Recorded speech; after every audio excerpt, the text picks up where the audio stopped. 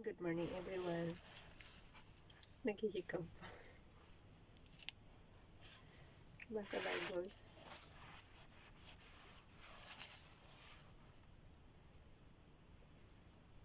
Ngayon ay 7 and 8 ng Numbers. And chapter 4, 21 to 41. Pang 24 ng February.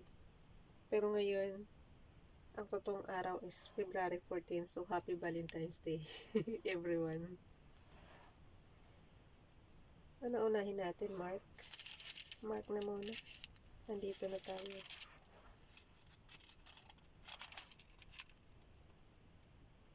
Karugtong kahapon to, guys. 21 to 41. Unahin natin ito mas maiksi.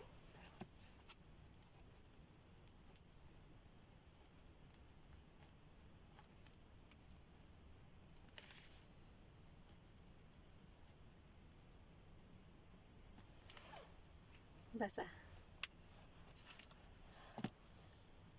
Jesus tells the parable of the growing seed. Ay, nandito tayo sa 26. Dito muna tayo sa 21. Mark 4 verse 21. He said to them, "Do you bring in a lamp to put it under bowl or a bed? Instead, don't you put it on its stand? For whatever is hidden is meant to be disclosed, and whatever is concealed is meant to be brought out into the open. If anyone has ears to hear, let him hear. Consider carefully what you hear," he continued. "With the measure you use, it will be measured to you, and even more. Whoever has will be given more, whoever does not have, even what he has will be taken from him." Jesus tells the parable of the growing seed. He also said, "This is what the kingdom of God is like. A man scatters seed on the ground, night and day. Whether he sleeps or gets up, the seed sprouts and grows, though he does not know how. All by itself, the soil produces grain. First the stalk, then the head, then the full kernel in the head. As soon as the grain is ripe, he puts the sickle to it, because the harvest has come." Jesus tells the parable of the mustard seed. Verse 30, guys. Again, he said, "What shall we say the kingdom of God is like? Or what parable shall we use to describe it? It is like a mustard seed, which is the smallest seed you plant in the ground. Yet when planted, it grows and becomes the largest of all garden plants, with such big branches that the birds of the air can perch it in its shade." With many similar parables, Jesus spoke the word to them as much as they could understand. He did not say anything to them without using a parable. But when he was alone with his own disciples, he explained everything. Just comes the storm. Nabasa na rin natin yung nandoon siya sa dagat na may malakas na bagyo, guys. Basahin pa rin natin. Verse 35. That day when evening came, he said to his disciples, kaya pare-pareho to kasi 12 disciples sila, di ba? Kung 12 disciples yung nagsulat nito, di 12 disciples din na pare-pareho ang mangyayari nito. Kung sino yung nakaka-witness ng pangyayari na yan. Opinion ko lang yun, guys. Kasi pabalik-balik eh. That day, when evening came, he said to his disciples, "Let us go over." Makakabisado na nga natin yung story na to eh. Yung nasa dagat siya, diba? Tapos may bagyo. Tapos na yung mga disciples niya natakot. Lack of pananampalataya daw yun. That day when evening came, he said to his disciples, "Let us go over to the other side," leaving the crowd behind. They took him along just as he was in the boat. There were also other boats with him. A furious squall came up, and the waves broke over the boat, so that it was nearly swamped. Jesus was in the stern, sleeping on a cushion. The disciples woke him and said to him, "Teacher, don't you care if we drown?" He got up and rebuked the wind and said to the waves, "Quiet, be still." Then the wind died down, and it was completely calm. He said to his disciples, "Why are you so afraid?" Sabi na sa'yo, mga takot kasi mga yun eh. "Do you still have no faith?" Wala rin ba pananampalataya? They were terrified and asked each other, "Who is this? Even the wind and the waves obey him." Sabi na sa inyo, yung kulang sa pananampalataya dahil matakot. Excuse me.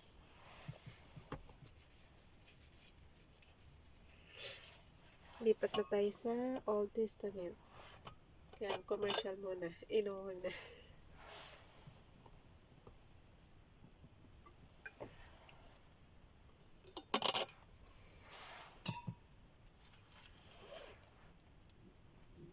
Paano na lang kaya pag nagla-live ako, no?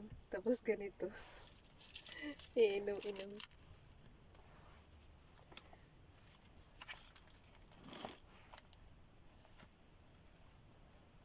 Kaya kailangan practice muna tayo dito bago tayo sumabak sa ganun.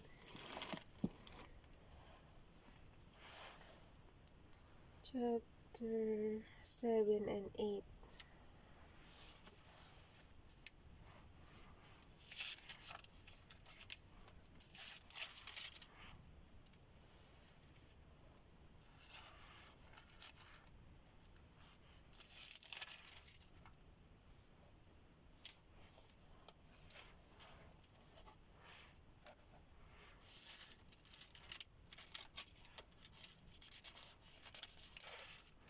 Nahirapan ako maglipat-lipat nito kasi yung yung manipis na papel, parang feeling ko mapupunit to yung ililipat ko.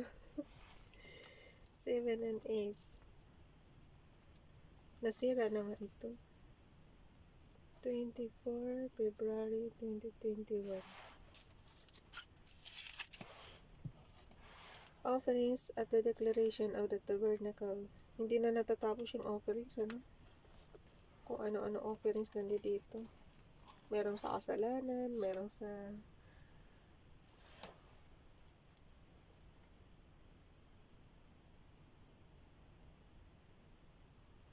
hindi na sila nauubusan ng kinakatay na animal. So yun, 7 and 8.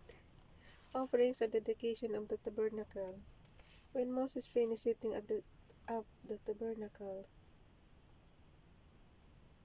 he anointed it and consecrated it in all its furnishings. He also anointed and consecrated the altar and all its utensils.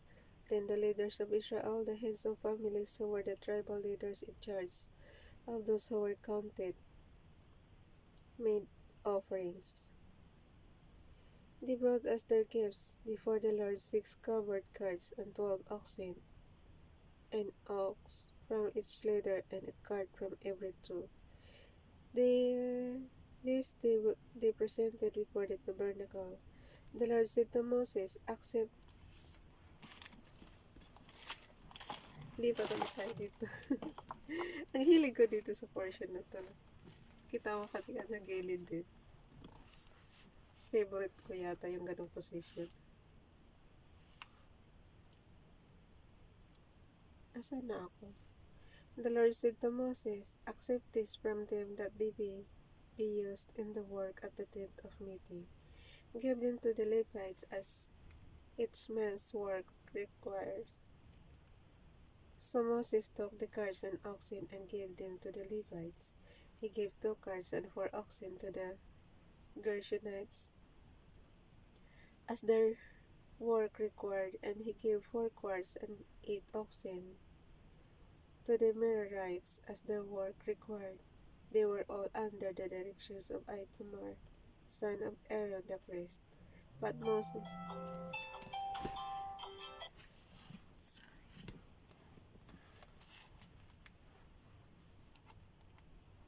holiday pa rin ngayon dito. CNY pa rin ngayon eh.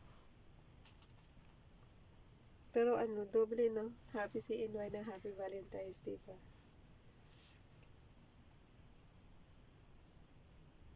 Huwag kayong mako-confuse guys kasi ito, advance lang kasi ito kaya pang February 24 na natin. Pero ang totoong araw ngayon is 14 February 2021.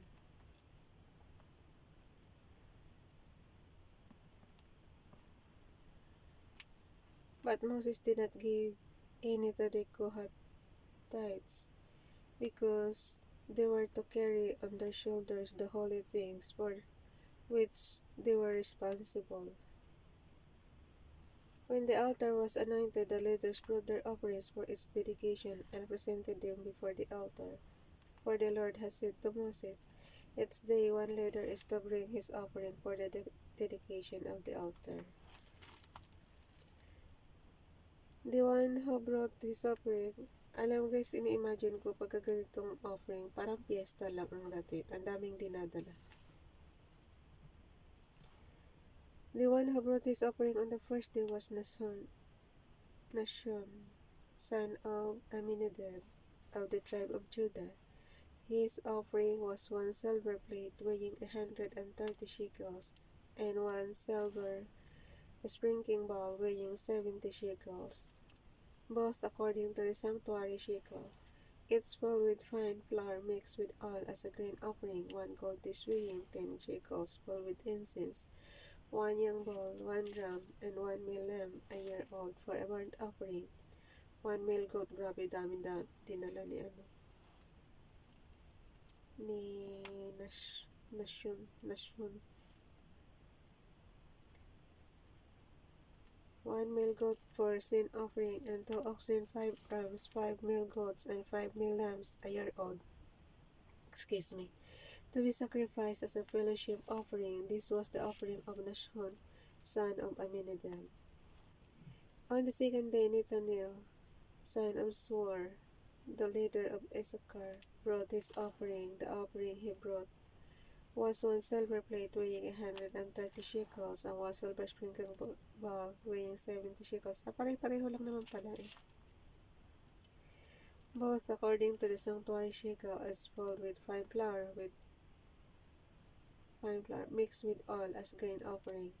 1 gold dish weighing 10 shekels filled with incense. 1 young bull, 1 ram, 1 male lamb weighing a year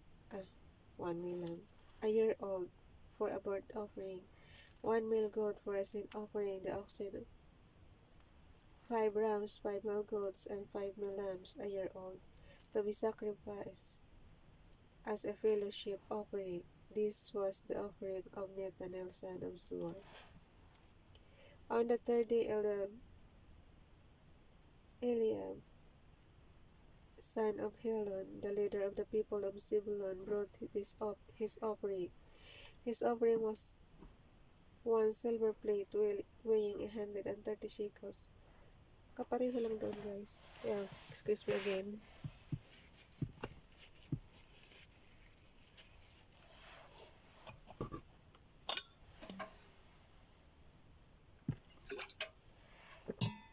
Natapon.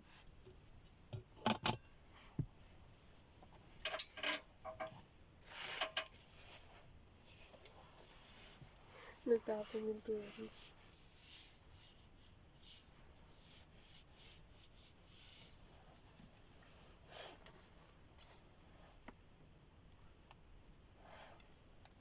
Hey, sa verse 31 tayo guys. I know na. Sa verse 24. On the third day, Eliab, son of Helon, the leader of the people of Zebulun, brought his offering. His offering was 1 silver plate weighing 130 shekels, and 1 silver sprinkling bowl weighing 70 shekels, both according to the sanctuary shekel. It's filled with fine flour mixed with oil as a grain offering, 1 gold dish weighing 10 shekels, filled with incense, 1 young bull, 1 ram, and 1 male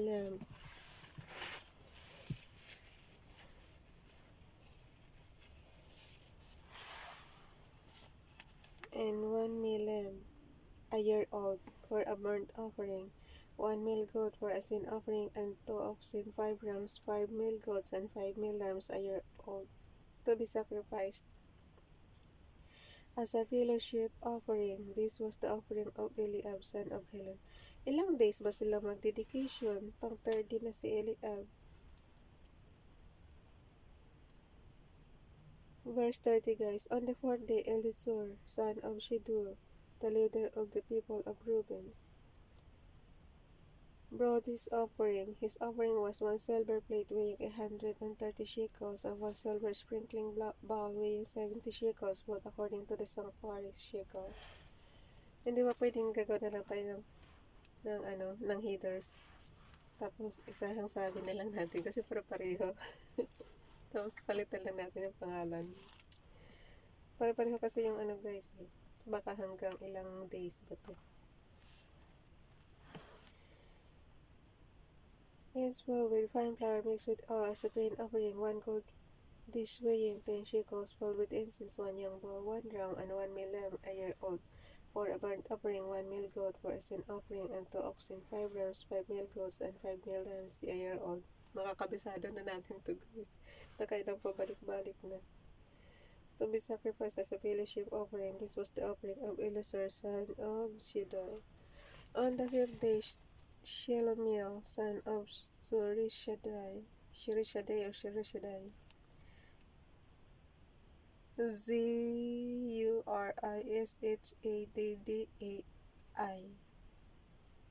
the leader of the people of Simeon, brought his offering. His offering was 1 silver plate weighing 130 shekels, and 1 silver sprinkling bowl weighing 70 shekels, both according to the sanctuary shekel.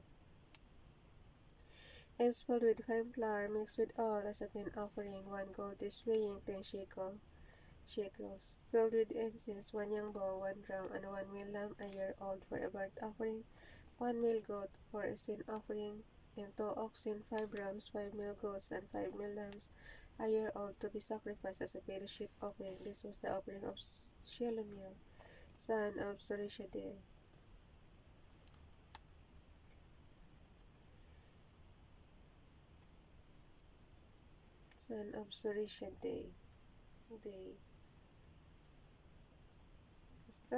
Basta ganun. Kayo na magbasa. Ang hirap eh.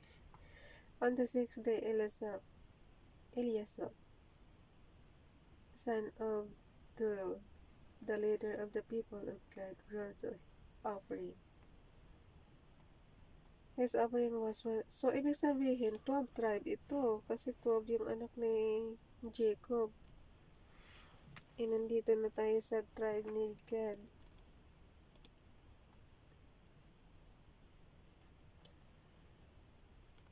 Okay. His offering was 1 silver plate weighing 130 shekels, and 1 silver sprinkling bowl weighing 70 shekels, both according to the sanctuary shekel, as filled with fine flour. Yung mga tribe kasi, guys, anak ni yun, ni Israel. Si Jacob Both according to the sanctuary shekel, is filled with fine flour mixed with oil as grain offering, 1 gold dish weighing 10 shekels, filled with incense, 1 young bull, 1 ram, 1 male lamb a year old, for a burnt offering, 1 male goat of sin offering, and 2 oxen, 5 rams, 5 male goats, 5 lambs. Sacrifice as fellowship offering. This was the offering of the sepulchre. So on the seventh day, Elishama, son of Amihud, the leader of the people of Ephraim. Kay Ephraim na, guys. The firstborn son. Ephraim. Ito yung lagi natin nababasa eh. Ephraim is my firstborn son. Pero pagdating kay Jesus, firstborn son din. Ang daming firstborn son ni Father God. On the seventh day, Elishama, son of Amihud, the leader of the people of Ephraim, brought his offering. His offering was 1 silver plate weighing 130 shekels, and 1 silver sprinkling bowl. Ay, tama na. Pare-pareho lang eh. Pwede bang doon na tayo sa, ano? Both according to the sanctuary shekel, as filled with fine flour mixed with oil as grain offering, 1 gold dish weighing 10 shekels, filled with incense, 1 young bull, 1 ram, 1 male lamb, a year old for a burnt offering, 1 male goat for a sin offering, and 2 oxen, 5 rams, 5 male goats, and sacrifice fellowship offering. This was the offering of Elishama, son of Amihud. On the 8th day, sabi ni Sir guys, mukhang hanggang 12 ito eh.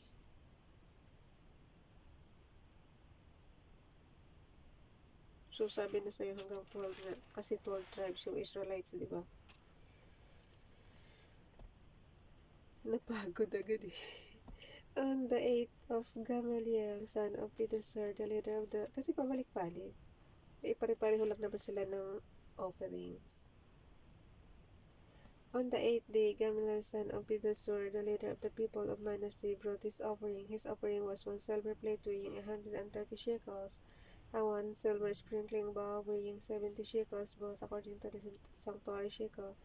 It's filled with fine flour mixed with oil as a grain offering, 1 gold dish weighing 10 shekels, filled with incense, 1 young bull, 1 ram, 1 male lamb, a year old, for a burnt offering, 1 male goat for a sin offering, and 2 oxen, 5 rams, 5 male goats, and 5 male lambs, a year old, to be sacrificed as fellowship offering.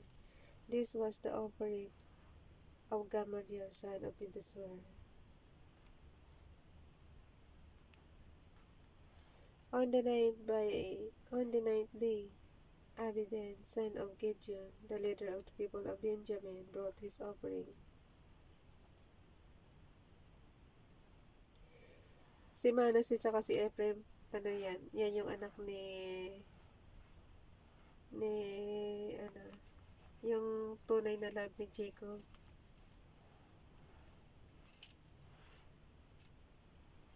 Na matagal magkaanak. Yan, yung dalawa na yung magkapatid.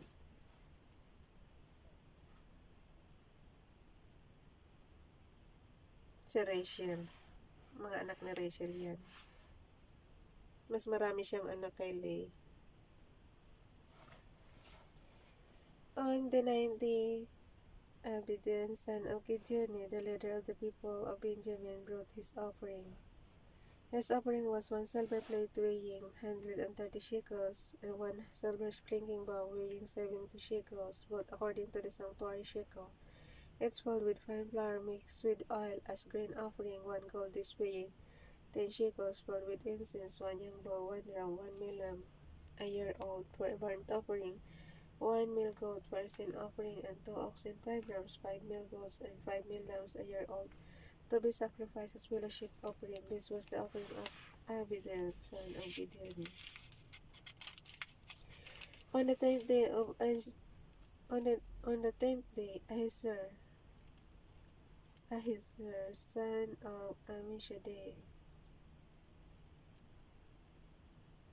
Ilan yung anak ni Amishadai?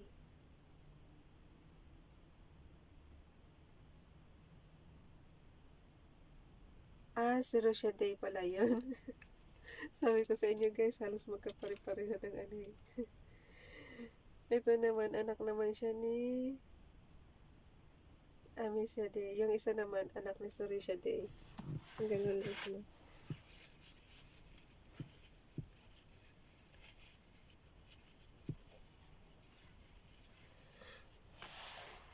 Sino kaya ang pipili ng mga pangalan nila? No? Ba't ang hihirap ng pangalan nila? The leader of the people of Dan. Meron lang kay Dan dito ah.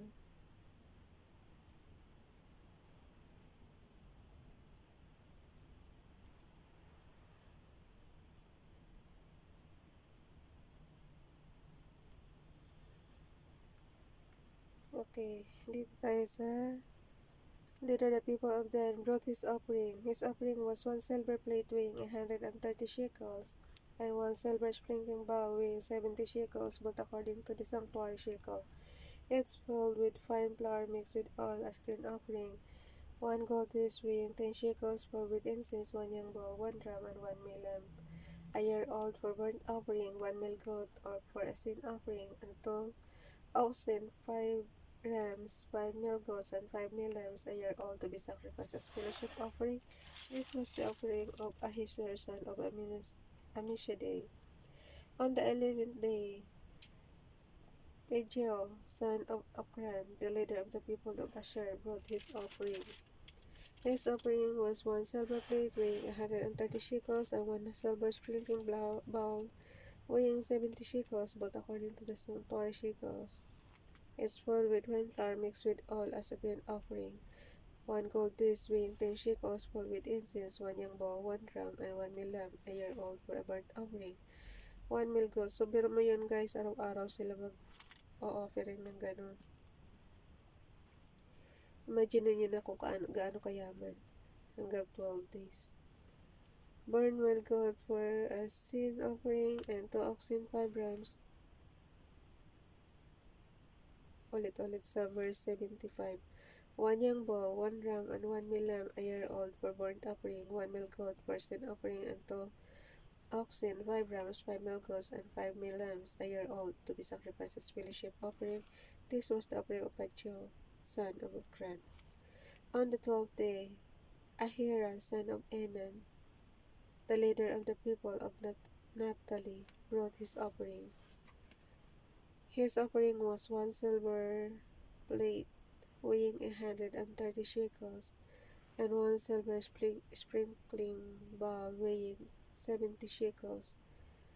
Ay, bakit ganun? Ang ginamit nilang, anak ni Joseph itong si Ephraim sa si Manasseh.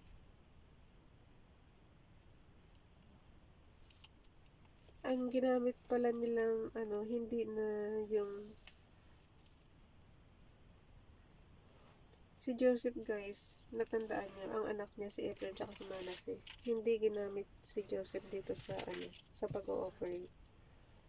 Pero tribe ni yan eh. So it means hindi siya tribe. Pero malalaman mong tribe mula saan ka ng mga tribe kasi 12 hanggang 12 days sila. On the 12th day, Ahira, son of Enan, the leader of the people of Naphtali, brought his offering. His offering was 1 silver plate weighing 130 shekels and 1 silver sprinkling bowl weighing 70 shekels, according to the sanctuary shekel. Matandayan ako sa pagka yung famous yung family tree. Ang alam ko nga, itong si Ephraim at si Manasseh, anak siya ni Joseph. Tapos nagkamali pa nga si lolo Jacob nila pag-bless dito. Dapat si Manasseh ang panganay. Tapos napunta ang blessing kay Ephraim.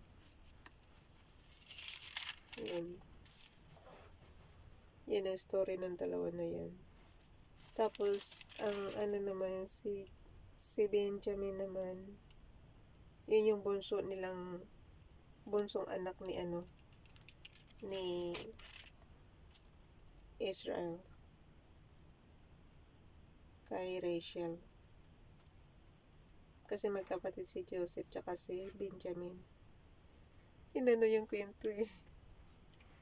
Malapit na tayo matapos. Ay, hindi pa pala. Malayo pa.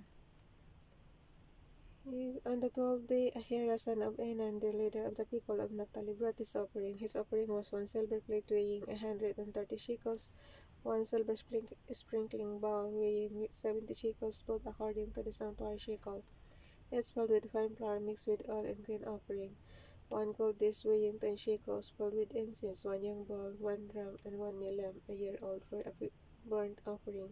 1 male goat for a sin offering, and 2 oxen, 5 rams, 5 male goats, and 5 male lambs, a year old, to be sacrificed as fellowship offering. This was the offering of Ahira, son of Enan. Enan or the same. Hindi na kayo na magbasa. These were the offerings of the Israelite leaders for the dedication of the altar.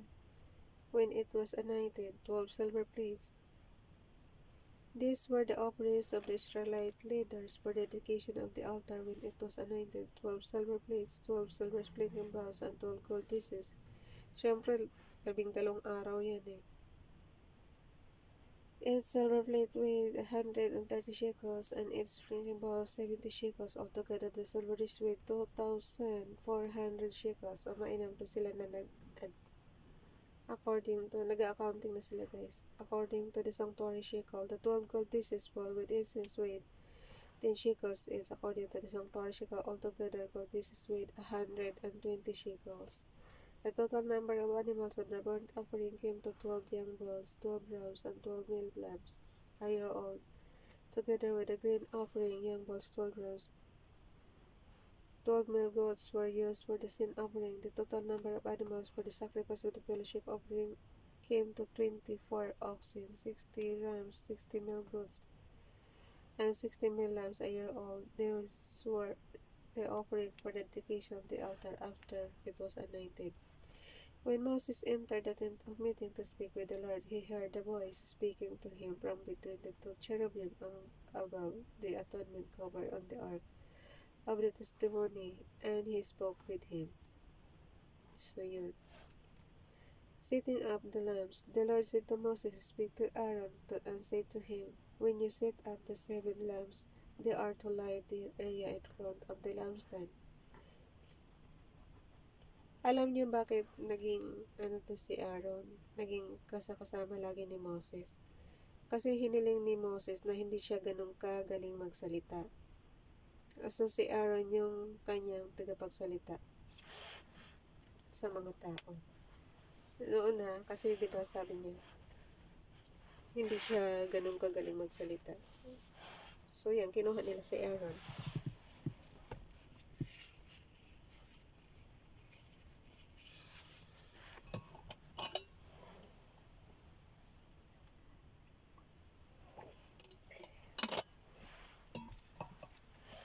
Makakabisado ko na nga yung nito eh. Pag matapos ko siguro yung buong Bible, makakabisado ko yung story nila. Huwag lang yung mga pangalan. Pero yung mga famous na pangalan, medyo natatandaan na natin. Aaron, ayan, nasa na yan. When you set up the 7 lamps, sa chapter 8 na tayo guys, setting up the lamps. The Lord said to Moses, speak to Aaron, say to him, when you set up the 7 lamps, they are to light the area in front of the lampstand. Aaron did so. He set up the lamps so that they faced forward on the lampstand just as the Lord commanded Moses. This is how the lampstand was made. Kasi kung tutusin, pwede naman idiretso ni Father God kay Aaron. Pero si Moses kasi talaga ang niya. Kaya sinasabi na lang din ni Moses kay Aaron. Aaron did so. He set up the lamps so that they faced forward on the lampstand, just as the Lord commanded Moses. This is how the lampstand was made. It was made of hammered gold. From its base to its blossoms, the lampstand was made exactly like the pattern the Lord has shown Moses. The setting apart of the Levites.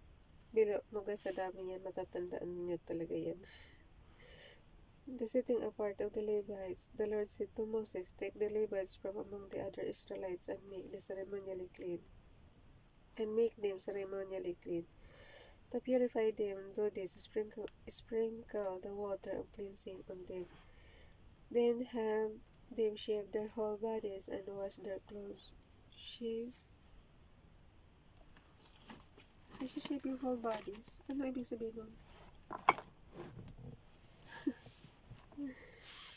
Napagod yung pap. Ano ibig sabihin nun guys? Okay, ulit. To purify them, do this, sprinkle the water of cleansing. Sa verse 7 yun ha. To purify them, do this, sprinkle the water of cleansing on them. Then have them shave their whole bodies.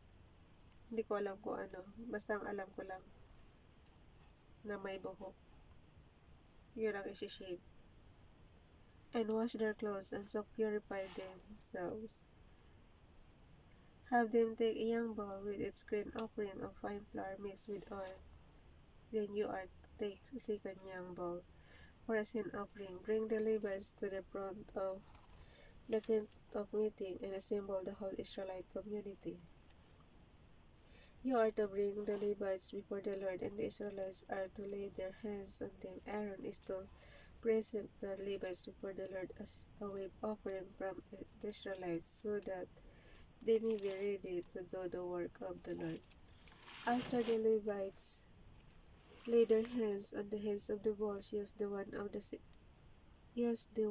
for a sin offering to the Lord, and the other for a burnt offering to make atonement for the Levites. Have the Levites stand in front of Aaron and his son, and then present them as a wave offering to the Lord. In this way you are to set the Levites apart from the other Israelites, and the Levites will be mine. Oh.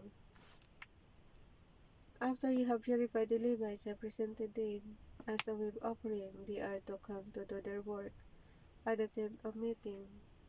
So ito na yung assistant ng mga priest, yung Levites. They are the Israelites who are to be given wholly to me. I have taken them as my own in place as the firstborn, the first male offspring from every Israelite woman. Every firstborn male in Israel, whether man or animal, is mine. Ilang beses na niya yan sinabi. When I struck down all the firstborn in Egypt, I set them apart for myself, and I have taken the Levites in place of all the firstborn sons in Israel. Pwede bang kasali kami, Father God, panganay ako? Of all the Israelites, I have given the Levites. Pero nagkakamali rin kaya pagdating sa blessing, ang nabibless niya yung bunso, katulad kay Jacob tsaka kay Isaac. Kay Jacob tsaka kay Esau tsaka si Jacob. Si Jacob ang na-bless ni Isaac. Tapos pagdating naman kay Benjamin tsaka kay Benjamin. Pagdating naman kay Manasseh tsaka kay Ephraim, ang na-bless si Ephraim. Blinis ni Jacob, ni Israel. So yun, nagkakamali sila, bunso ang nabibless. Samantalang yung firstborn is hindi siya nabibless. Pero dito lagi sinasabi ni Father God yung firstborn sa kanya. And I have taken the Levites in place of all the firstborn sons in Israel. Of all the Israelites, I have given the Levites as gifts to Aaron and his sons to do the work at the tent of meeting on behalf of the Israelites, and to make atonement to them, so that no plague will strike the Israelites when they go near the sanctuary. Swerte. Kamusta kaya? Wala kayang COVID-19 sa Israel?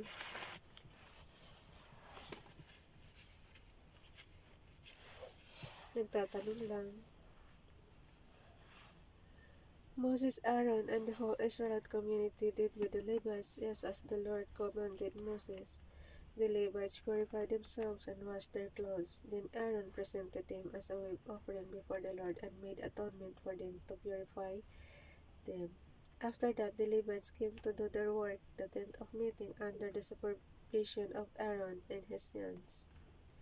They did with the Levites just as the Lord commanded Moses. The Lord said to Moses, "This applies to the Levites. Men 25 years old or more shall come to take part in the work of the tent of meeting." So 25 pataas, guys.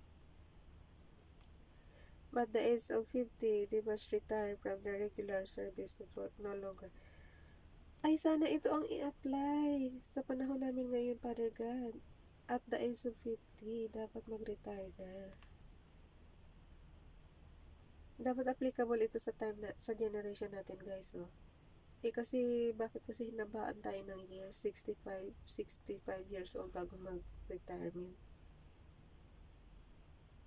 Dati 60 lang din tapos ginawang 65. Dito 50 years old lang, retirement na. But at the age of 50, Pwede ba mga mambabatas? Ito na ang ipatupad nyo. At the age of 50, they must retire from the regular service and work no longer. Yeah. Oh, ito na po, anuhin nyo, andito pala eh, may batas pala dito sa Bible na 50 years old lang, retirement na eh. Para makuha namin yung aming retirement fee.